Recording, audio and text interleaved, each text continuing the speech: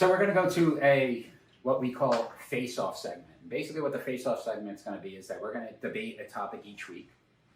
And basically, as our fans will decide the topics, we will debate either for or against, or better or worse, depending on what the topic is. And then we will ask the fans to vote on who should be the face-off winner, who gets the puck. According to my contract here, I thought we were going to play hockey. Well, my stick skills aren't very good, so I don't know if I could do that. I think I got screwed. I need to get a new contract. You should have realized when you didn't get your face mask, your hockey mask there, that you probably were playing in and legitimate hockey. The fact that it's in crayon, too. So. Hey, that's all I had at the time. I am paying you peanuts, so remember that. So basically, we had Will Rivera from Rhode Island actually pick the topic, and it was for Barry Bonds. Should he be in the Hall of Fame? And that's either for or against Barry Bonds to be in the Hall of Fame. Mm. So basically, how this works is we're going to put a minute on the table. We're going to each argue that topic, and then basically have the phones decide who wins. So we're going to start as soon as we get the timer going, and it was for or against, and Will actually wanted Ron for the against Barry Bonds. So we will let. I'm glad he did that. We will let Ron go first. So whenever you're ready, Ron, we will definitely do that. Okay, I am ready. And go.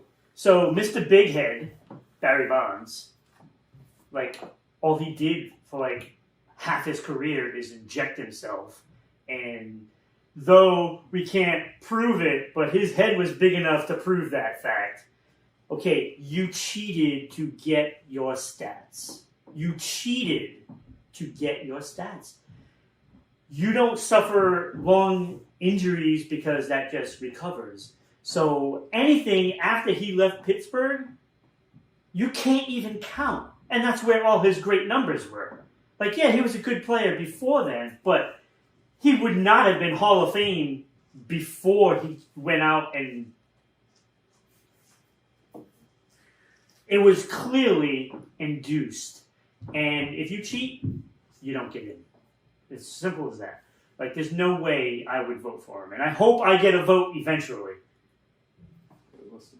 I don't even need any more time. All right. And I am for, correct? I am for Barry Bonds getting in the Hall of Fame. I'm ready. Okay. Good. So I will say this. He is the all-time home runs leader. He did some phenomenal things in an era when I would say probably 50 to 75% of the players were juiced as well. It's just that, unfortunately, his was more scrutinized. His was more looked at. Not that it was ever proven that he was juicing or creams or whatever else they want to say.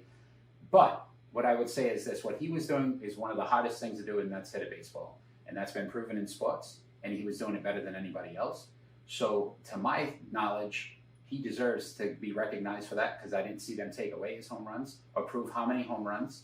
But I would also say this. If we're going to talk about cheating, and the Houston Astros won a World Series, the Boston Red Sox won a World Series, and they were clearly shown that they cheated, did they take those championships away? Did they not count that season? Everything that they did still counted. So everything that Barry Bonds did should still count. So you can't discredit what he did for baseball, and how many home runs he did.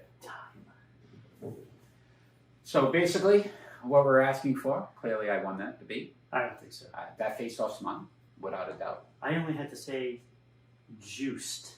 And all I have to say is, if you like cheaters, Barry Bonds is in the Hall of Fame.